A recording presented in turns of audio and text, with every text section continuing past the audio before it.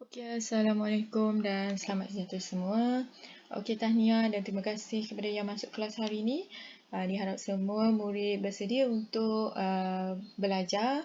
Subtopik yang seterusnya masih lagi dalam bab 3, iaitu berkaitan dengan menyelesaikan masalah berkaitan simpanan dan pelaburan. Jadi ini adalah merupakan bahagian yang terakhir dalam simpanan dan pelaburan. Selepas ini kita akan masuk kepada bahagian kredit dan hutang pula. Jadi seharusnya selepas kelas ini kita kamu semualah mampu menyelesaikan sebarang masalah yang melibatkan simpanan dan pelaburan. Maksudnya di sini murid-murid seharusnya dapat menggunakan semua konsep-konsep yang telah dipelajari dalam simpanan dan pelaburan. Contohnya apa? Contohnya jenis simpanan, contohnya mengira kadar faedah, mengira nilai pulangan dan sebagainya lah yang berkaitan dengan simpanan dan pelaburan. Okey, jadi kita nak tengok contoh. Okey. Contoh ini saya ambil daripada buku teks. Kalau nak rujuk, boleh rujuk buku teks muka surat 70. Jadi saya ambil contoh 14. Okey. So, apa contohnya? Okey, diberi di sini ada 3 orang, Encik Zaidi, Encik Leong dan Encik Nevin telah bersara dan masing-masing menerima wang persaraan daripada syarikatnya sebanyak RM400,000. Jadi ketiga-tiga ini asalnya dia memperolehi duit persaraan yang sama. Okey, so kita highlightkan dekat sini. Ini adalah maklumat yang penting. So kita highlight lah atau gariskan. Okey, apa yang berbeza adalah jenis pelaburan. Apa yang mereka telah buat kepada wang RM400,000 yang didapat ni. Okey, jadi ketiga-tiga itu melakukan jenis pelaburan yang berbeza. Jadi daripada situ kita diminta untuk menilai siapa antara mereka bertiga itu adalah merupakan pelabur yang bijak. Okey, so untuk menilai ini, ada aspek-aspek yang kita nak tengok. Okey, sekejap lagi kita akan tengok, tapi sebelum tu kita akan lihat dahulu apakah situasi ataupun apakah pelaburan yang telah dilakukan oleh ketiga-tiga orang inilah. Okey, bagi Encik Zaidi. Okey, apa Encik Zaidi telah buat dengan duit RM400,000 tu? Okey, Encik Zaidi membeli sebuah pangsa puri. Okey, so dia beli pangsa puri. So ingat lagi, pangsa puri itu adalah sejenis hartanah. Jadi hartanah yang jenis pelaburan. Okey, ingat lagi pelaburan kita ada 3, iaitu hartanah, amanah saham dan saham. Jadi dia beli pangsa puri lah. Berapa nilai pangsa puri? RM150,000. Ingat tadi dia dapat wang persaraan RM400,000. Maksudnya di sini pembelian pangsa puri ni tak semua. Maksudnya RM150,000 saja. Dan menerima sewa. Jadi sewa ni pula, apa dia? Sewa tu adalah dia dapat pulangan semula lah. Sebab orang menyewa pangsa puri dibeli, orang bayar semula kat dia dengan harga RM800 sebulan. So RM800 ni adalah pulangan yang dia dapat semula. Wang selebihnya, maksudnya daripada RM400,000 tolak dengan RM150,000 tu, okey, so itu adalah bakinya disimpan dalam simpanan tetap. Okey, so lebihnya tu dia simpan dalam simpanan tetap. So ingat lagi simpanan kita ada 3 jenis, iaitu simpanan biasa, iaitu kita panggil akaun simpanan. Kita ada akaun simpanan tetap, kita ada akaun simpanan semasa. Jadi ini adalah tetap. So apa ciri akaun simpanan tetap? Dia adalah akaun simpanan yang tak boleh keluar sesuka hati pada bila-bila masa. Maksudnya dia mesti menunggu tempoh matangnya baru boleh keluar. Jadi dengan kadar faedah. Apa itu faedah? Dia adalah ekstra. Siapa yang bagi ekstra ni? Bank yang bagi mengikut kadar yang telah ditetapkan oleh bank tersebut lah. 4%. So itu adalah situasi pertama. Okey, pergi kepada situasi kedua, iaitu Encik Leong. Jadi apa yang dilakukan Encik Leong ni? Encik Leong telah melabur RM400,000. So maksudnya semua duit yang didapat tu sebanyak RM400,000 itu dilaburkan dengan membeli saham syarikat manis dengan harga RM2 seunit. Maksudnya semuanya dilaburkan. Ini memang beranilah Encik Leong ni. Pada tahun tersebut, syarikat itu mengisytiharkan dividen. Okey, so jadi Encik Leong ini membeli saham. So itu adalah sejenis pelaburan lah. Dividen itu adalah ekstra juga.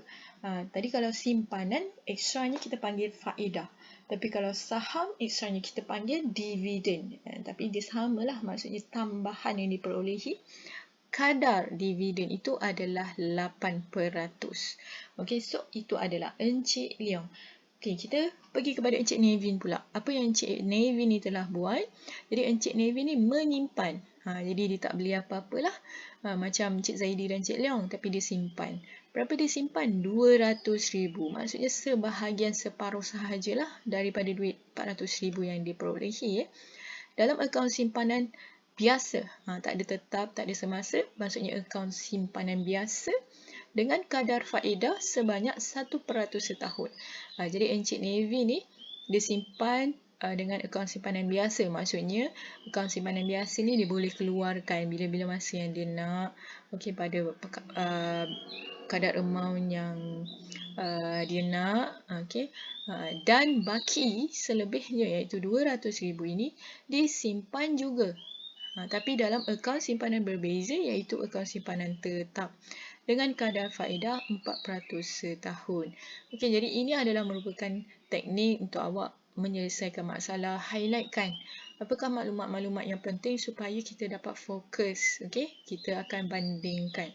Jadi melalui situasi ketiga-tiga orang ini, jadi kita akan nilaikan melalui aspek. Bukannya kita akan nilai sesuka hati, ada beberapa aspek yang kita gunakan untuk menilai keberkesanan pelaburan. Jadi yang pertama adalah tahap risiko. Jadi tahap risiko ni dengan kata lainnya adalah tahap kemungkinan mengalami kerugian. Kan? Ingat lagi, tahap risiko ada berapa? So tahap risiko kita ada 3. Okey, bila disebut tahap risiko kita ada 3 iaitu rendah, okey, sederhana dan juga tahap risiko tinggi. Ingat lagi ya. Jadi maksudnya tahap risiko tu maksudnya kemungkinan mengalami kerugian. Okey. Dan aspek yang kedua adalah ROI. So ROI itu adalah pulangan atas pelaburan. Kalau risiko tu tadi lebih kepada kerugian, tahap kita mengalami kerugian dengan kata lainnya. Manakala pulangan ini pula lebih kepada keuntungan. Okey. Okey, kalau tahap risiko ni dia tak ada pengiraan lah. Kita hanya nyatakan sama ada rendah, sederhana, tinggi. Tapi kalau penentuan ROI ni dia adalah dengan nilai. Jadi bila sebut nilai dia adalah rumus. Okey, ingat lagi rumus ROI apa? Adalah nilai pulangan atau jumlah pulangan yang diperolehi. Pulangan. Okey, dengan kata lain nilai pulangan ni adalah keuntungan lah. Okey, contoh kalau dia melabur RM3,000, hujung tahun dia dapat RM3,100. Maksudnya keuntungannya adalah RM100 lah.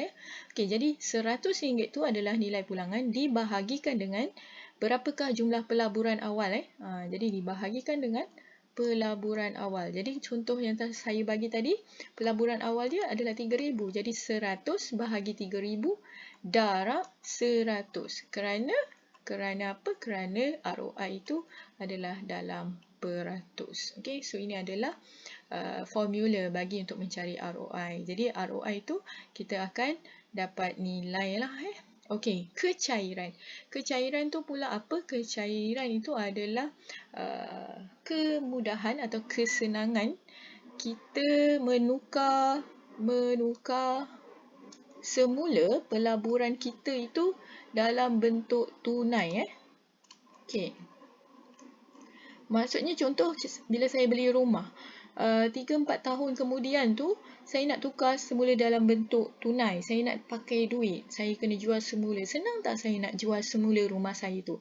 Jadi itu kecairan. Jadi kecairan tu juga ada 3 lah, sama ada kecairan tu senang, mudah.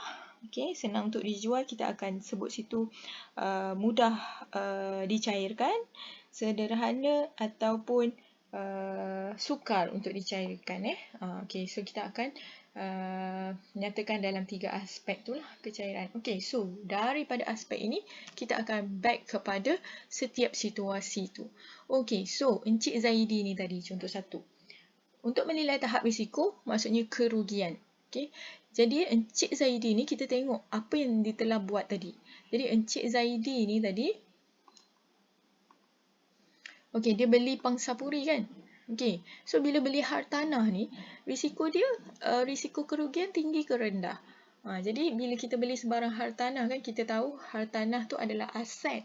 Bila aset tu dia tak akan rugi, dia bukanlah tak akan rugi, tapi risiko untuk kerugian tu rendah sebab aset ni biasa nilai dia akan naik kan. So tahap risikonya rendah. Dan juga sebahagian lagi dia kata disimpan dalam bank. So simpan dalam bank tu dia lebih safety lah sebab bank biasanya dia akan bagi faedah. Okey, tak adalah kita mengalami kerugian. Jadi untuk tahap risiko bagi situasi pertama ini, kita boleh nyatakan dia adalah rendah. Okey. So ingat tadi kalau kita nak jawab tahap risiko, kita hanya nyatakan 3 jenis, rendah, sederhana dan tinggi lah. Okey, untuk Encik Zaidi tahap risiko dia rendah. Okey, pulangan atas pelaburan ROI. So untuk mengira ROI tu kita perlu kira dulu dia punya pulangan jadi pulangan dia ada dua lah sebab dia ada dua perkara yang dia buat kepada wang persaraan dia. Okey, so yang pertama adalah sewaan So sewaan ni pulangan. Jadi berapa yang disewakan tadi? RM800 kan. Jadi untuk dapatkan pulangan dalam setahun jadi setahun ada 12 bulan, RM800 sebulan, maka RM800 kita darabkan dengan 12. Okay, so awak kira kita akan dapat pulangan untuk sewaan bagi pangsapuri Encik Zaidi ni adalah RM9,600.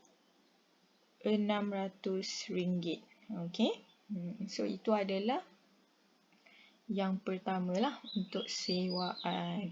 Okey, yang kedua tadi dia kata dia simpan kan. Okey, so untuk simpan ni kita nak tengok keuntungan kan. Keuntungannya kita akan lihat dari segi faedah lah.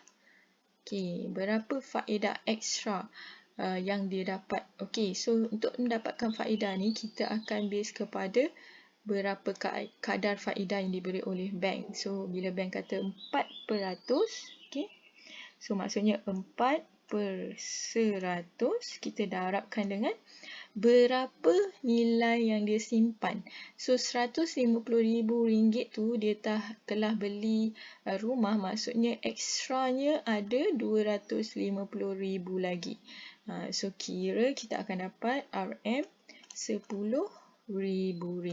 Okey. So ini untuk faedah. Jadi untuk mendapatkan ROI, okey, so ingat tadi formula tadi saya dah buat So ROI, berapakah jumlah keuntungan yang diperolehi. Jadi jumlah keuntungan kita akan tambahkan sewaan dan faedah simpanan lah. So maksudnya 9,600 tambah 10,000, so maksudnya 19,600. Ini keuntungan yang diperolehi dalam setahun dibahagikan dengan berapakah pelaburan awalnya, iaitu RM400,000 darab 100 sebab kita nak dia dalam persen jadi awak akan dapat 4.9%. So ini adalah nilai ROI. Okey, kecairan jadi kecairan ni tadi ingat lagi, mudah tak kita nak tukar dalam bentuk tunai? Okey. So ada dua jenis pelaburan yang dilakukan. Satu dia beli pangsapuri. Jadi apa-apa aset hartanah ni kita nak jual balik, dia agak susah sebab kita nak kena beli buyer, kita kena cari pembeli kan. Jadi untuk pangsapuri tu, pembelian pangsapuri tu dia susah sikit. Jadi bila simpanan dia mudah lah. Kalau dia simpan dia mudah untuk memperolehi duit semula lah kan. Jadi di sini ada dua jenis kecairan. Satu untuk simpanan. Okey, kalau simpanan kecairan dia mudah. Okey. Manakala untuk hartanah sebab apa hartanah? Sebab dia beli pangsapuri tadi. Dia kecairan dia susah dijual. Okey, bukanlah susah tapi kita ada apa kita panggil mengambil masa. Dia take time. Awak kena cari buyer lagi kan. Okay, so ini adalah contohnya lah macam mana awak nak menggunakan 3 aspek tersebut. Okay, seeloknya buatlah jadual begini supaya dia lebih clear. Okay, so kesimpulannya Encik Zaidi ni ROI yang dia dapat adalah 4.9%. Maksudnya dia untung lah. Ingat kalau ROI tu positif, maksudnya dia keuntungan. Okay, kalau negatif tu maksudnya dia rugi. So dia masih lagi untung. Okey, pergi kepada Encik Leong. Encik Leong ni tadi apa? Dia pergi laburkan semua 400,000 itu dengan saham. Jadi tahap risiko. Kalau kita melabur saham, tahap risiko untuk mengalami kerugian tinggi ke rendah? Jadi dia adalah tinggi lah kan, sebab kita tak tahu apa jadi kan. Kadang-kadang saham naik, kadang-kadang saham turun. Okey, so pulangan atas pelaburan ROI. Jadi untuk mengira ROI ini, okay, kita base kepada dia punya dividen. Okey, so dividen yang diperolehi adalah, okay, so kita akan kira dividen dululah. So dia kata dividen tu adalah 8%. So 8 per 100 darab dengan 400,000. Okey, so kita kira. So kita akan dapat 32,000. 32,000 tu apa? Itu adalah keuntungan. Maksudnya dalam tempoh masa setahun tu, Encik Leong dapat extra 32,000. So untuk mendapatkan ROI, so kalau kita nak kira semula lah base kepada formula. So kita tahu formula untuk mencari ROI adalah berapakah keuntungan yang diperolehi? So 32,000 tadi bahagikan dengan berapakah pelaburan awal. So dia labur kesemuanya. So 400,000 darab 100. So peratus yang diperolehi adalah 8%. Okay, so ini adalah keuntungannya. Okay, ingat ROI tu maksudnya kita rujuk kepada keuntungan. Okay, kalau tahap risiko adalah kerugian. Okay, tengok kecairan pula. Okay, so kecairan bagi kalau kita buat saham, dia tidaklah sesusah sebagaimana kita menjual hartanah. Okay, dia tidaklah semudah sebagaimana kita menyimpan, tapi dia berada di tengah-tengah, jadi kecairannya adalah sederhana. Okay. So itu adalah situasi yang kedua. Okay, pergi kepada yang terakhir iaitu Encik Nevin. So Encik Nevin tadi apa yang dia telah buat? Dia telah menyimpan. Dia tak ada beli apa-apa kesemuanya dia simpan. Cuma yang perbezaannya adalah jenis simpanan.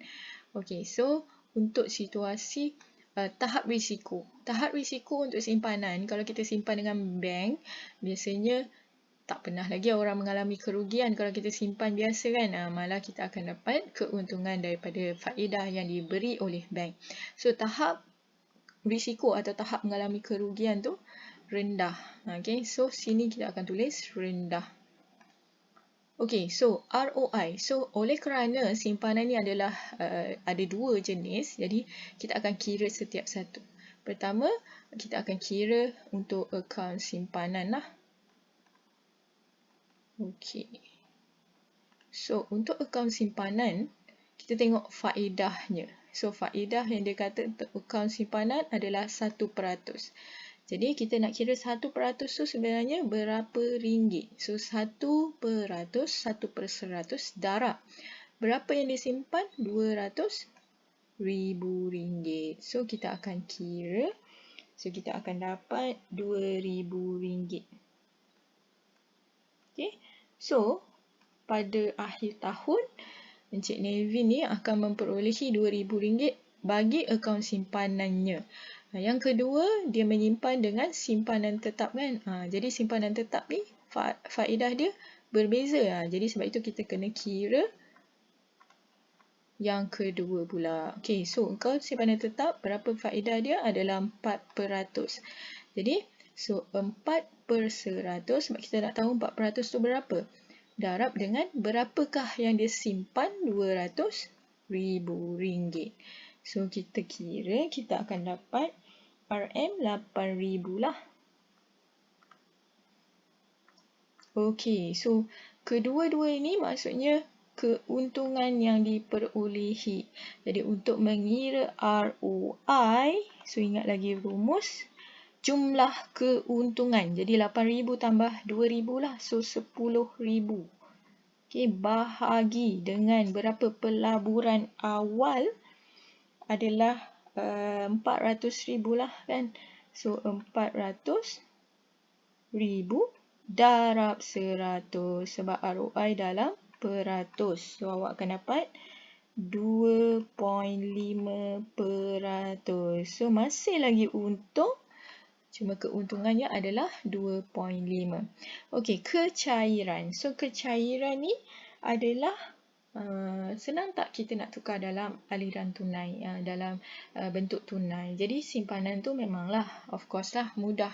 Jadi kita tulis sini mudah atau senang ke, bergantunglah. Okey, so di sini kita dah dapat tengok. Okey, contoh saya back balik. So Encik Navy ni 2.5 dia untung. So sini Leong 8%. Yang sini Encik Zaidi 4%, 4.9%. Jadi daripada ketiga-tiga ini, inilah tugas kita. Okey, siapakah pelabur yang bijak antara ketiga-tiga ini? Jadi untuk tahu pelabur yang bijak ni sebenarnya kita tengok daripada segi dia punya nilai keuntungan lah. Okey, so antara ketiga-tiga ni kita nampak nilai keuntungan. Kita tengok dari aspek ROI. So kita nampak Encik Leong, dia punya keuntungan dia paling tinggi 8%. Jadi sebenarnya Encik Leong ni adalah bijak. Okey, sebab kita berdasarkan kepada ROI. Tetapi kalau kita tengok daripada tahap risiko, dialah risiko paling tinggi. Maksudnya Encik Leong ni dia bijak dan ekstranya mesti kena berani menanggung risiko. Okey, kalau tadi Encik Zaidi 4.9%, dia sederhana lah. Maksudnya ada sebahagian dia beli hartanah, sebahagian dia simpan. Dia ada sedikit dia simpan untuk safety dia. Okey. Manakala Encik Navy ni pula kalau tengok ROI dia paling rendah, iaitu 2.5%. Maksudnya keuntungan dia paling rendah. Tapi kalau kita tengok tahap risiko dia rendah.